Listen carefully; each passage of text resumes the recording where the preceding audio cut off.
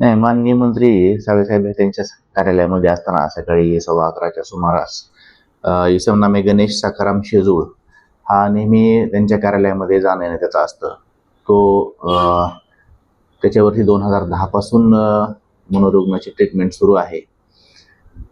नेहमीप्रमाणे तोही आज गेला होता. त्याच्या उपचारासाठी माननीय महोदयांकडून त्याला वेळोवेळी मदतही झालेली आहे. आजही त्यानं गेलेला होता आणि अचानकपणे तो आला आणि वाहनावरती दगड मारलेला आहे. त्याच्यामुळं समोरच्या काचेला तडा गेलेला आहे.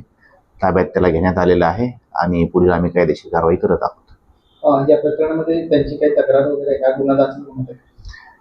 आम्ही त्याच्यामध्ये कायदेशीर कारवाई करून गुन्हा दाखल करण्याची प्रक्रिया सुरू आहे. तो जरी मनोरुग्ण असला तरी त्याचा काय उद्देश होता या दृष्टीने काही तपास वगैरे होता? नाही, अचानक त्याने येऊन दगड मारलेला आहे. बाकी इतर आम्ही त्याच्यामध्ये सविस्तर चौकशी करून पुढील कार्यवाही करीत आहोत.